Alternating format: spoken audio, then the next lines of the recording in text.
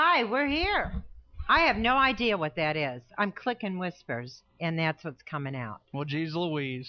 I think we're haunted. Hello, everybody. Welcome to Whispers on AM 1600 WKKX, the Valley's Watchdog. Lola's playing around. Todd's playing with us is what it is. It is 6:08 p.m. here in downtown Wheeling. I couldn't tell you the degrees. If you know the degrees, there we go. You've got. I'm just telling you, it's off of Nick's jump drive. I'm not even talking. I know. It's my fault. Wait, there you go. Hopefully, I got a microphone. No, I don't want you to have one this week. But anyway, you've got something. I don't know what it is. It says whispers, and I clicked it, and that was What's playing now? the real music. That you clicked off my jump drive? Yes. Then It's not my fault. It's all, both off your jump. Oh, That's it. Nick is a failure. I usually am. I just didn't want to get blamed for one more thing. That's all. I know how he is. Have I ever blamed you for anything? Please don't answer that. See, I know these things. You think I don't hear, but I know. No, if I ever Ask blamed you, Sammy. I would post it on my website. She knows You everything. wouldn't. Yes, I would. I'm the only one that has control. He So won't do even, he I. won't even let me have passwords to the website. So do I. That's See, I've got lots of control. Yes, she does. She turned his mic off. We're here on a new day, a new time, all kinds of good stuff. Yeah. She turned it off. Give us a call, It's on now. 304-214-1600 if you're out of the area. She turned my mic off. Nick, That's shut right, up. and I will keep doing it again if you keep interrupting him. Do you all see what happens? We've got witnesses here. Hey, Nick. Hey, you lost. it's Shut up. Eric You and lost. Sammy. They're going to back me. That's right. So, I'm sorry, Lola. The only thing, Nick, that's going to save you right now is if you sing. Lola, L-O-L-A, oh, yeah. Lola. Oh, you had to do that one, didn't you? I have killed people for less. Really? Because we were both going to break into song like He was going to introduce Sammy, you. how that way. much do I hate that song? She hates it. Sing it one more time. I'm gonna have to show you. I'm saying I love it when my boyfriends are here. If you are out of the area, call us. And save 1-866 us. 514-1600. Today we were going to be 2 hours. We are only going to be one today. We have two Wheeling teams facing off Yes. tonight in hockey. What schools is it? Park and Central. Central are They heading play off. each other and everything else, but not football. Are you serious? That's just wrong. Oh, yeah. Yep. That's the truth. Basketball, baseball, wrestling, hockey, Track. everything but football.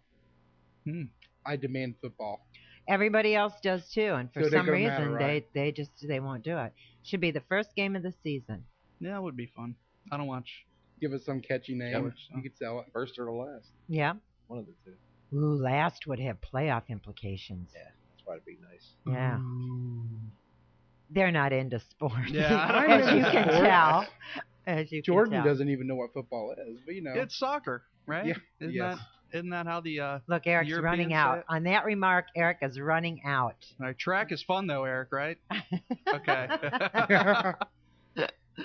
Oh, All my. right, everybody. If you're not around here, you don't know that again, WKKX has lost a friend, a Colleague, colleague, a pappy. our pappy. That was this weekend. Just was it 10 days after we lost Georgie? Yeah, Yeah, 9 or 10. 9 days, I think. 9 days. Yeah. So again, as we started off last week's show, we're gonna do it this week too. We're gonna have a moment of silence for Mr. Todd Jeffers. Keep his family, friends, and everything in your prayers. Okay.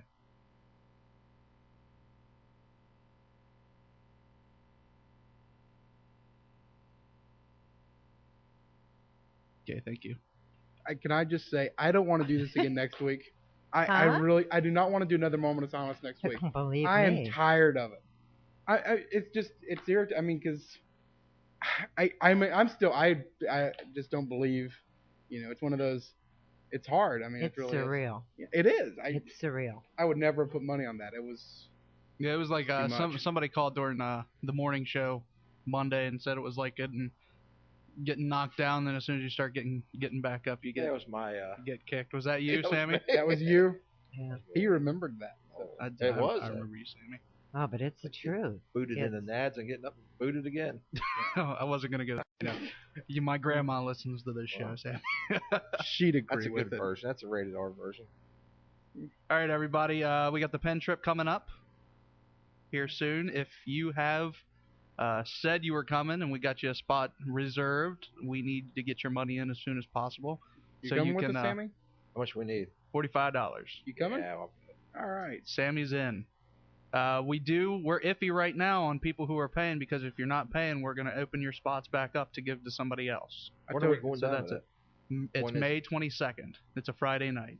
I told John me and you'd be like Dom DeLuise in there. Yeah. No, I don't. Yeah. What? It's going to be. I have a plan, and while Lola's not listening, I'm gonna She's try to always scare her. listening. I'm gonna try to scare her while we're in the pen. She's listening, Jordan. No, she's not. She's on the She phone. looked at you, Jordan. I got some guys from the firehouse coming, Really? and we're gonna see what we can do to mess with Lola. She's Don't gonna mess with me. 'cause She's I'm gonna hurt every single one of your I'm firefighter running friends. through one of them, probably. Yeah. Yeah. All right, today our show is only gonna be until 7 o'clock, and it might be missing here. What's going on? She's not answering her phone. Lovely. Hey, if you Usually got happens. anybody got a little story they'd like to tell us, it'd be a great time to call in because we're patiently waiting for our guests to unexpected. get on the phone. I just talked to her like an hour ago. You know, when I called her, she said she loved me. So she's kind of like a grandma. I've seen her on that paranormal state. a couple You were, times. yeah, you were saying that. Did you ever find the person? Yeah. What's his name? Chip Coffee. Chip Coffee. Okay. You see, I don't get to watch that as much as the I other don't. ones. I don't miss. Is it only I on love for it. 30 minutes? Yeah, but they have a couple of them. What, Paranormal State? Yeah. It's on a half hour. We good, Lo? Yes, we are. Yay. I was getting nervous there, but yes, Lorraine is on. All right, everybody. Here is the time we've all been waited for. We have Miss Lorraine Warren, who is one of the top demonologists in I want to say the U.S., but I want to say the world. Just say the world then. She's the world, and she's a big inspiration to Nick and I, being a Christian and getting into the realm of the paranormal. Miss Lorraine, are you with us? I There certainly we go. am. How you doing, ma'am? Very well, thank you. Now, you Go ahead. you have investigated some of the most amazing cases, known around here. Are you able to talk with us about some of them? Yeah, which ones do you want me to talk about, dear? Well, I want to start off with Amityville. Can we do that? I thought you would want to start I mean, there. that's like probably the most well-known, isn't it? Yes, it is. Well, certainly the most publicized. I mean, there's a lot of cases that, could parallel it, but they're not as publicized as the Amityville case.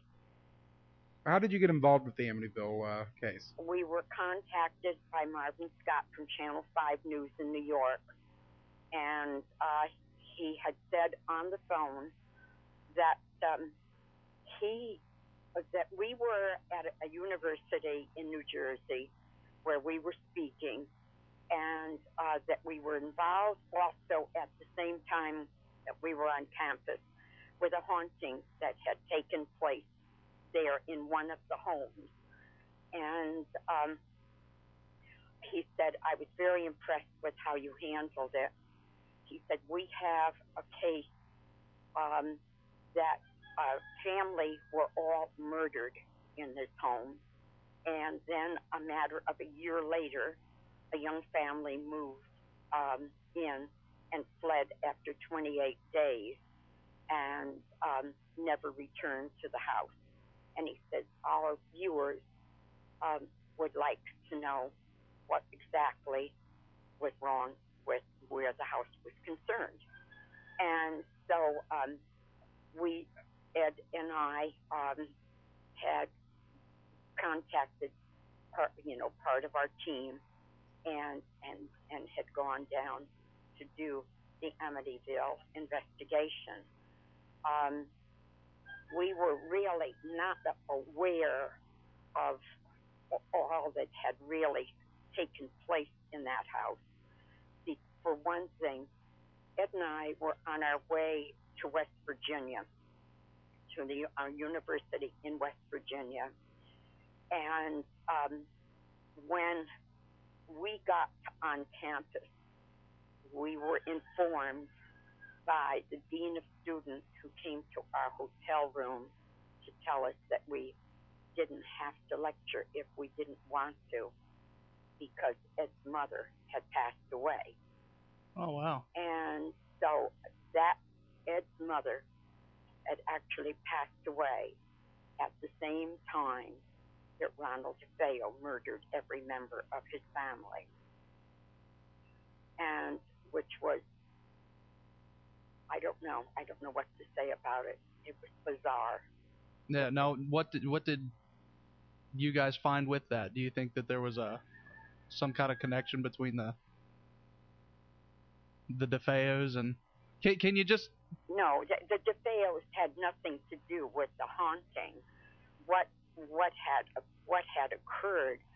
That the house, you could say that the house seemed to have a real order of disaster about it.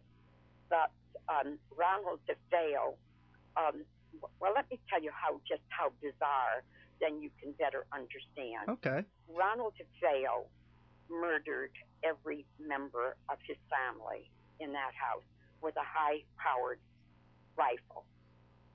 And the house had bedrooms on 2 floors. And this is the most bizarre part of the murders. I mean, the murders were hideous, absolutely hideous. But every member of the DeFeo family were on their stomachs. And no one was turned, And why didn't any of them wake up? Why didn't neighbors? Homes were very, very close together. Why didn't anybody awaken when a high-powered rifle was, he went from the 3rd floor to the 2nd floor. Nobody woke up. Nobody tried to stop him. Nobody had drugs in their system. Wow. So there's, it is such a truly bizarre situation, the whole case of this Amityville situation. What was there? What was in Amityville the first night Ed and I got home had followed us here to our home. Now, to backtrack, I'll explain it to you. Okay. We got a call from Marvin Scott. When we got the call from Marvin Scott, he had said how impressed he was with our doing an investigation in New Jersey, and he was there. And neither one of us remembered him being there, but he may not have been there as a newsman. He may have just been there. And but anyway, as a result of that, when that call came in that day here to our home, I had a funny feeling, a strange feeling, a threatening feeling. Now, by that point in time in our life, Ed and I had been involved for years in research. And why would this one case seem so different or so threatening? Now, would you say it was more powerful of a threat than any other case you'd been on by then? Well, it affected me that way. It affected me in that manner. So when it came in, I had gone out to get the mail before we left. And when I went, I remember taking one of my dogs with me. And I went over to my post office box and I picked up our mail. And in there was a manila envelope, and it was from a man by the name of Loftus in Long Island. I never met the man to this day, but he sent two things to us: a booklet and a second-class relic of Padre Pio. Now, what does that mean, a second-class relic? It's like part of his clothing. It wouldn't be anything actually from his body. Okay. And so it becomes a second-class relic. And that was in one of the envelopes from the post office box. And I took that with me to the Amityville home. Only Ed knew I had it. Nobody knew I had that. And that had to do with my faith and my husband. And so with that, I got dressed. Ed had contacted, the people that were going to be going in with us. And there was a parapsychologist from Eastern Connecticut State University and his wife, and Mary Pascarella, who had a very large paranormal society and building in New Haven. And she also went with us. There were quite a few people who went with us in that house that very first day. Now, when I walked in, Ed addressed Dr. Alex Tanis, and he also addressed the president of the American Society for Psychic Research, who were there doing out-of-the-body experiences. Why? I do not know. I do not know. I couldn't think of a worse house to be conducting something of that nature. Dr. Tanis was highly psychic and had been working with the American Society for Psychic Research for years. He was coming down the stairs and said, "Hi, Ed. How are you?"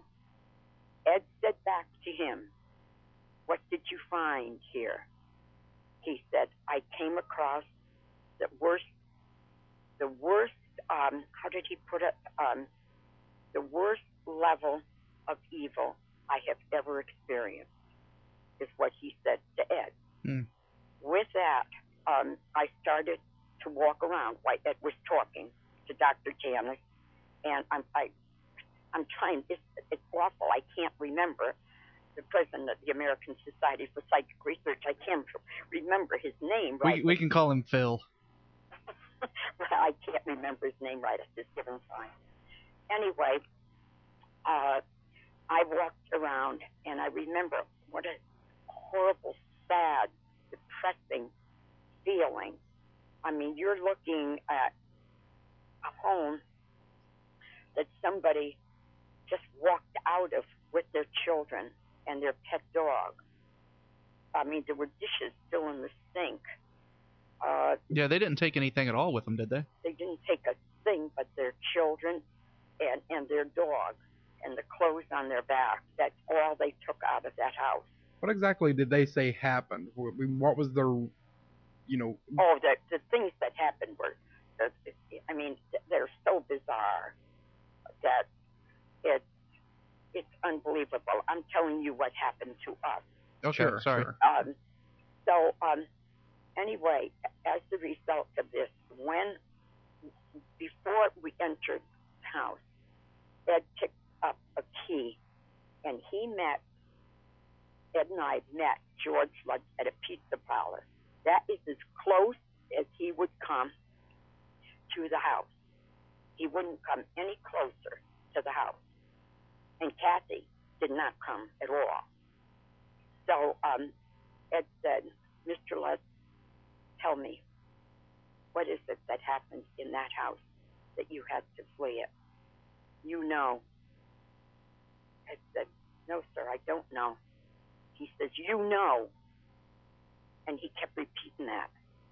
He just kept repeating that, what he was saying. You know. Like every case was, the same pattern. Yeah. And he couldn't talk about it. And so we found out later that from Father Pecoraro, Father told us that he told him never to talk about it because it gave it recognition and it could be right there again, which is very true. And so anyway, when I walked in one of the rooms of the house on the first floor, I could see bodies. I could see them all covered up with white sheets. And I imagine I was looking at the bodies of the DeFeo family. It was probably where the bodies were kept before they were taken to the morgue. And it was horrible for me.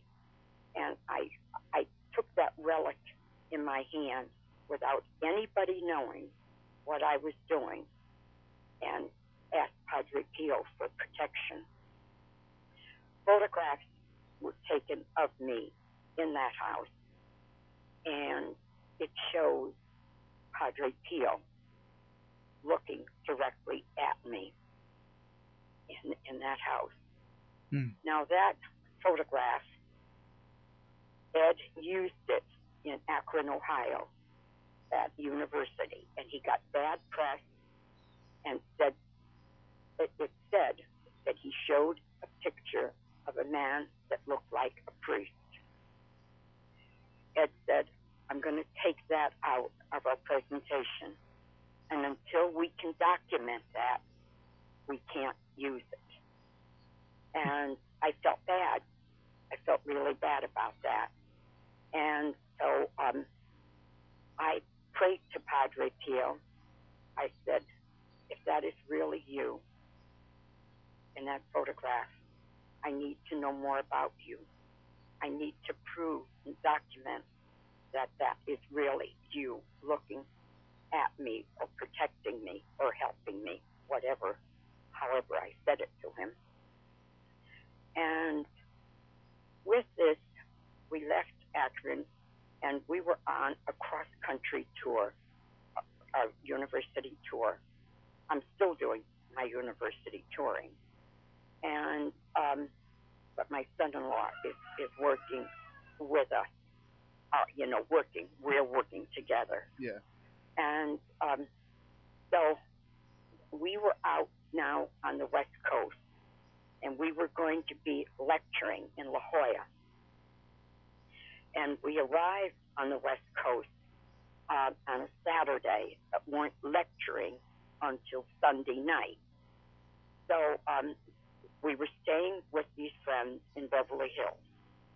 And they got together, a group of friends, and they had like a little get-together for us.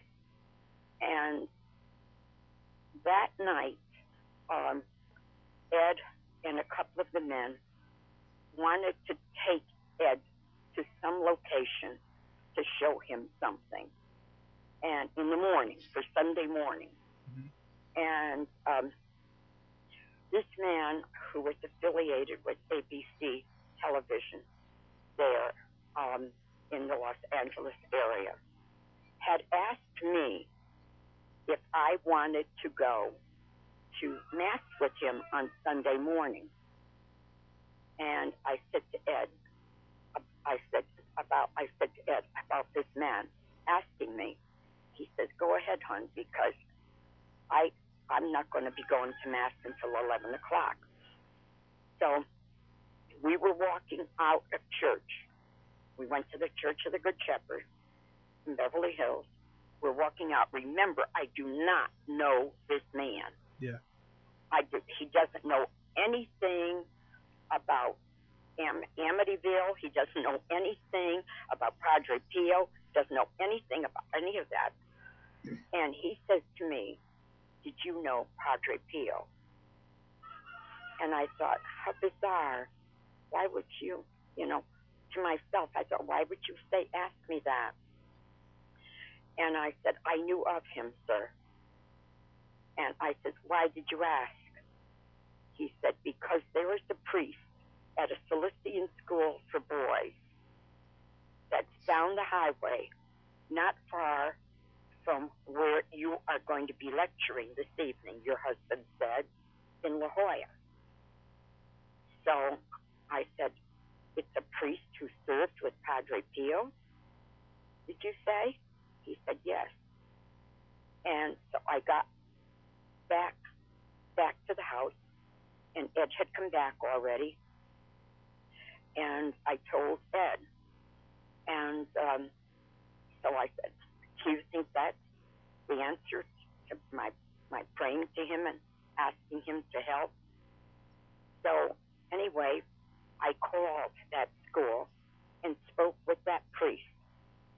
Father Negre was his name, Father Ralph Negre. And I spoke with him. And in speaking to him, I did not say anything about a photograph.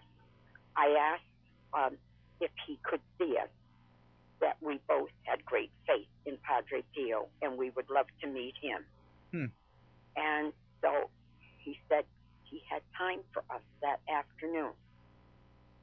And so we went, and we went in to talk to him. He spoke broken English. And we went in to talk with him. And he told us about serving with Padre Pio. And Ed said, I would love to show you something. Can I show you something, Father? And he went out to the car to get this slide. When he got the slide, he put it in the projector and put it on to the wall, projected it onto the wall, the white wall. And the priest knelt and said, Padre Pio. I said, Father, why would he appear to me? His answer to me was, you must have asked him. And I had asked him to be there with me. That's crazy. Beautiful, isn't it? And you got it backed up by somebody who knows him, which is, bizarre, because, that never happens when you get a picture of somebody. You always wonder, I wonder if that's really a person or if I'm matrixing in any way. And then to actually have it backed up that was the priest who helped us to document that photograph. That's crazy. Now, you said that the demon had followed you home? Yes, it did. Now, how did that happen? All right. When we got home in the middle of the night, Ed went down to his office. Ed's office is on an altogether different level of our house than the bedroom. And two of our dogs came into the bedroom. I said to Ed, I'm going to get in bed while you're going down there. And I'm going to read that booklet on Padre Pio. That's what I said to him. And he took the things downstairs with him. So I got in bed, and I knew something wasn't right, but I didn't know what was wrong. I couldn't quite figure out what was wrong. I looked at the two dogs, and they were like statues. They were not moving. They were not moving at all. The dogs were just looked like two statues. One of them was partly under the dust ruffle of the bed, and the other was over by the boudoir chair.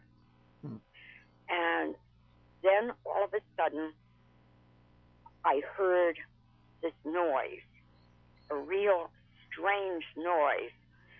The only thing I could compare it with is like sheet metal or something shaking violently. There's nothing like that in the house. And then there was a swirling of energy, and it was so overpowering. I couldn't move my arm. I couldn't move my hand. The only thing I could move was my eyes. And there's a button that's next to our bed. That's a security button within our home. And I couldn't even touch that to let Ed know something was very wrong. Something was terribly wrong.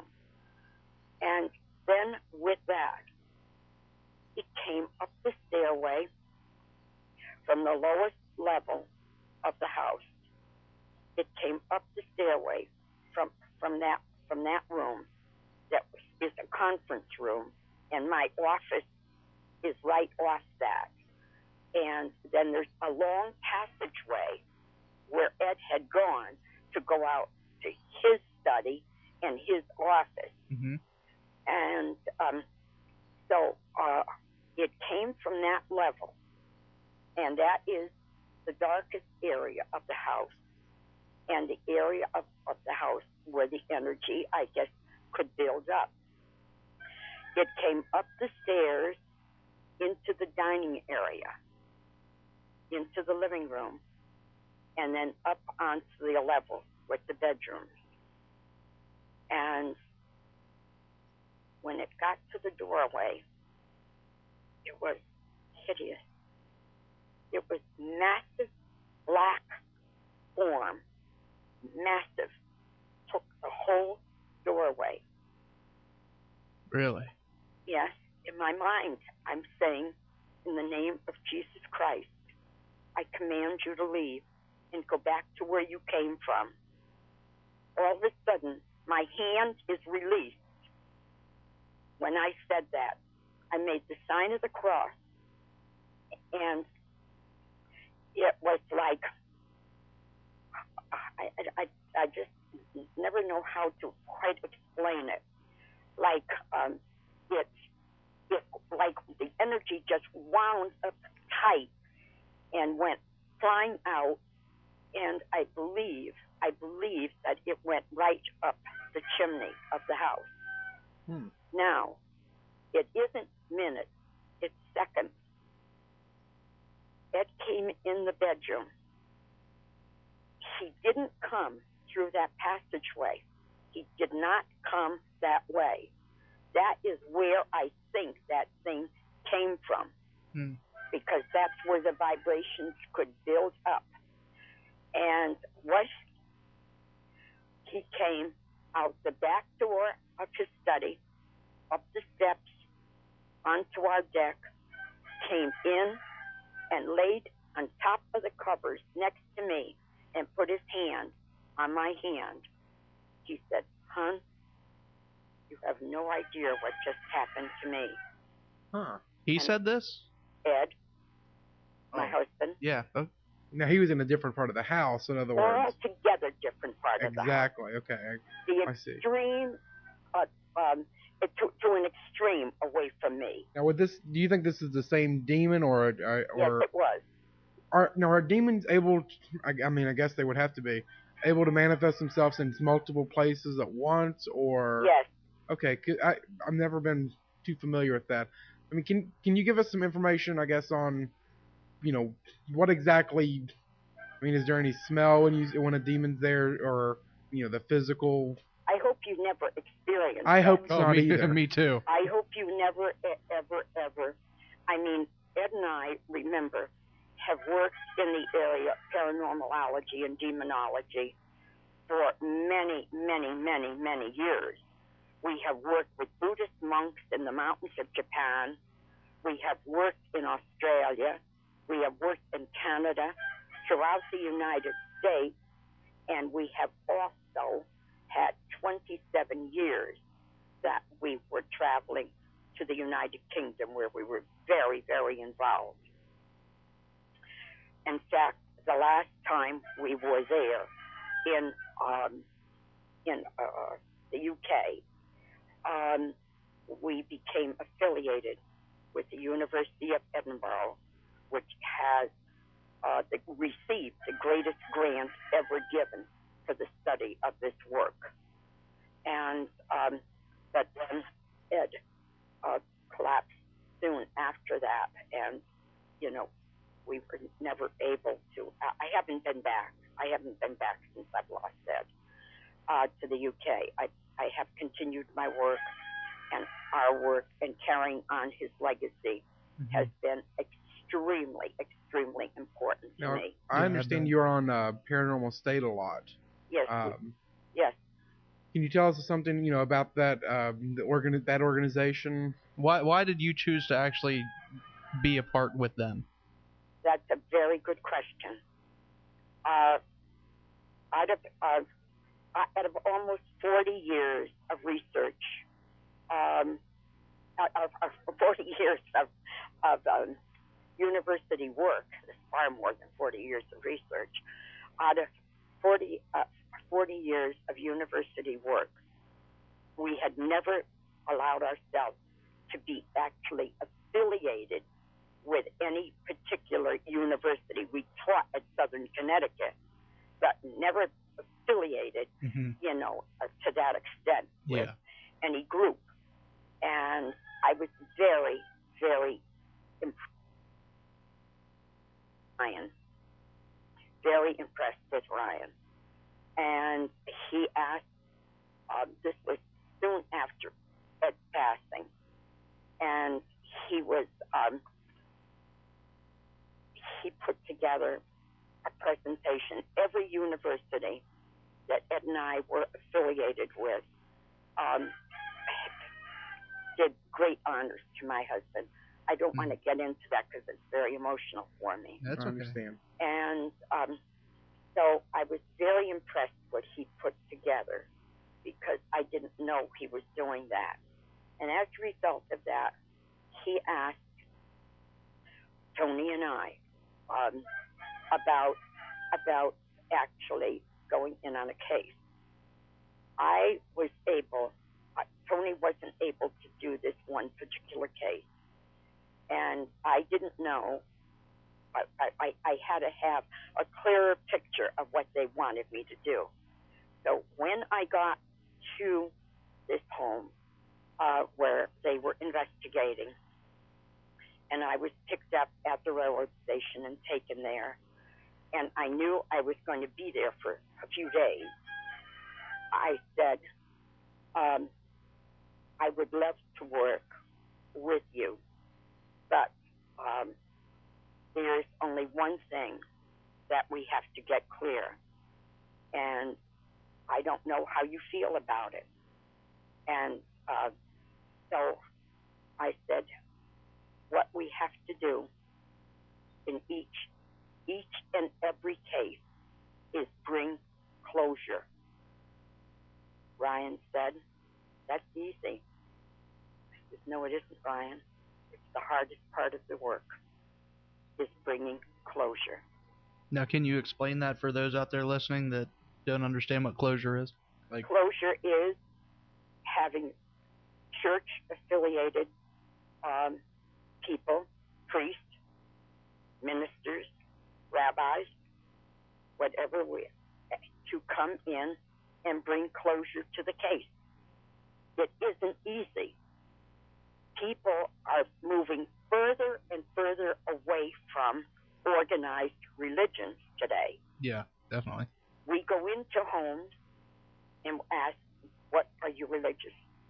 What are your religious denomination? So sometimes they'll say Christian. You see 3 or 4 children. Are they baptized? No. And now, that's when you run into big problems, very big problems you run into. And people just, I don't know what's become of people. Is it television? What is it? Is it greed? Is it people that are... Bad parenting is what's been going on. But go. It is bad parenting. Anyway, that is the only way I have worked with State College. And I'm very, very fond of Ryan. I think Ryan's doing a phenomenal job. And working with him and his team, I enjoy it very much. Yeah, that's Lorraine, do you if say you walk into a home and they tell you that they really don't have any religious affiliation, is that a signal then that you won't take the case? It's not that I wouldn't take the case, especially if I see young family. And I talk to them.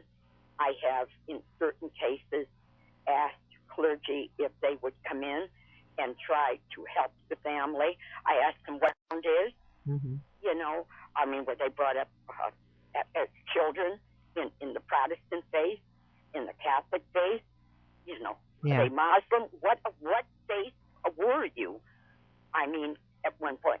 Well, many of them will say that they actually fell away from, because there's changes in the church. It's always something that they have an excuse for. Now, if you have somebody who is, like, because I heard you say Muslim, if somebody who's not even a Christian faith at all, you know, would you still be able to help them? Would you work with their clergy and whatever religion? I work with any clergy. I work with Buddhist monks in the mountains of Japan with my husband. Yeah, okay. And how beautiful. Every religion that teaches love of God and love of your fellow man is based on a true religion there. Okay, Lorraine, I've got another question. This comes from a caller. She wanted to know, with this evil energy or force that was in your home, was it an evil energy or was it a real demon? And what is the difference between? Well, it manifested, yes, so it was very real. It manifested in that form. Okay. In which form? In that form that I told you, that dark form. Okay, I'm sorry. Yeah, that dark form that was in the doorway. So it did manifest. It wasn't just feelings. No, it was not just feelings. Okay. So it's pretty much as any evil entity, would you call that a demon? Yes, you could Okay. call it a demon. Sure. And I think that's kind of what she was. Yeah, trying to get she at. just wanted to Okay. know if there was a difference between, say, kind of evil is not quite the word that I'm looking Negative. for, but yeah, a negative Negative, energy but and no, it a wasn't real negative energy. demon, you No, it know. was the personification of evil. Okay. I think that's a good one. Yeah. Now, there's a movie coming out, The Haunting in Connecticut. Yes, it's loosely based, very loosely based, in fact, on the case in Southington, Connecticut, where that funeral home was concerned. That you're not going to really see the true case at all. It won't be much of the true case at all. No, it's very loosely based. I know we were watching before we came over. It was on A Haunting. Yeah, a haunting Discovery Channel, I think. Oh yeah, that's real. Okay, that's real, because I saw you on there. Yeah, that's real. Yes. And when I was looking up the movie, I looked to see if they had, you know, someone playing you or Ed, and I didn't find anything like that. And they've got people in 1920s having seances. What? According to the movie Trailer. Like the cast, they have a seance, people that are representing a seance in the 1920s. So I have no idea. That wasn't part of the Discovery Channel thing. So it must be extremely, very loosely based. Well, it's Lionsgate, a film. Lionsgate. It's a Lionsgate film there. So, 1927. I mean, for one thing, it was a former funeral home. Yeah, okay. So, I mean, what's the 1927 seances? I think they were saying that seances were held in the funeral home along with. And that's what I guess opened it up. Like I said, I haven't. Of course, the movie's not out yet. Way off. Yeah, I don't think it comes out until the 27th. No, it doesn't, there. Yeah, so Hollywood strikes again and messes up another movie. Yes, they do, dear. Now, would you say that the original the case itself would have been a good movie without being spruced up. Phenomenal. Because the Roman Catholic Church was involved. The bishop was so open with us about helping us to get the proper clergy in there, because the parish priest actually was frightened, although he came in and blessed the house. And then what happened was the bishop's secretary and another Catholic priest who was an exorcist had gone into the home with us to say mass in the house. Oh, wow. They then wrote, both priests wrote letters. Both priests wrote letters to the bishop that it required an exorcism, but they didn't want to be the ones picked. They were afraid to do it. Because it followed them back to their room. Jeez. Hey, we got another question. Yes, Lorraine. Another caller wanted to know if you know Bob Larson. I guess he's. I know who he is, sir. Oh, okay. I know who he is. Well, he just wondered if you had ever, collaborated with him on anything, or Do I have to answer that? No, not if you don't I'll want to. answer it off the air to you people. Okay. Oh, okay. If that's all right. Yeah, okay. that's fine. There we That's go. fine. All right. Yeah, I'll answer that off the air. Okay. Lorraine, that is actually all the time we do have for this week. Okay. We're getting cut short because of a hockey game. Oh, my God. Yeah, I know. We catch the back burner on a lot of stuff. Well, but it's all high fun. school sports, and Yeah. that's our station is Very supportive. local everything. We're local that's talk from 6 in the morning until 8 o'clock, 9 o'clock Oh, at night. that's good So, there. yep. Now, are we still on the air? Yes. Yes, Yeah, we we're are. still on the air. Well, as soon as we go off the air, I will tell you about this minister. Okay. Well, we'll keep you on hold, and we'll talk to you about that then. It's been great having you on. We'd love to have you back. Yes, I'd Yeah, be happy. I'd like to really get into detail about some of the exorcisms that you guys have helped I'm perform. going to ask her about the piano. Okay, go ahead. You want to ask her real quick? Just real quick. Have you ever had many cases like that where I've seen you was on a show on the Paranormal State where that family had trouble with the piano that they put out on the porch? Yes, my son-in-law and I were both involved in that Right. case. I've never seen anything like that before. Where Yes, that's where. A haunted item. yeah. Oh God, yes, Now you have a museum too, right? yes. And a lot of haunted items there. That piano was scary. All right, Miss Lorraine, we're gonna jump off here with you. Yeah, I'll put And, you on hold, so just hold on. So Okay. thank you very much for joining us today, Lorraine. You're welcome, dear. All right, thank you. Okay. She's a pleasure. I like her. Yeah, she's great. I love that, and just bringing the reality of the Amityville, because that's such a controversial case. You get like the Lutzes have been proved to be a hoax. There's books about it now. But now he went to his grave claiming that it was sensationalized, but there was he believed what happened there, and I listening to him because he was on Coast to Coast right before he died, and he was still said that it Are you did sure he's happen. dead? Yes. Okay. Because Why are you looking at me like that? we'll get a phone call here soon. Yeah. I would put money on. I do know. But he I mean, passed away. there was a couple messages we had in the chat room. It's like, well, Amityville wasn't that faked. Yeah. All right, Nikki, who we got next week? We have Barry Fitzgerald from Ghost Hunters International. He was actually the. If you watch Ghost Hunters when they were in Ireland, he was the guy that was taking them through Ireland, taking them to all the castles and all that. Well, you're going to cool. enjoy this one. Yeah. He's actually it's going to be our St. Patrick's Day episode. He told us that no man in Ireland is going to be sober enough at that time of the evening He's to right. do the show, so that So he we was have to going to do do it a week early. All right. So catch us next week, everybody. like We're going to him. jump off Fairies, here. leprechauns. We're going to be talking about every bit of it. Wheeling Central, Wheeling Park, facing off hockey very soon. Make sure you catch it. Until next week, everybody, don't be afraid, only believe. I demand football.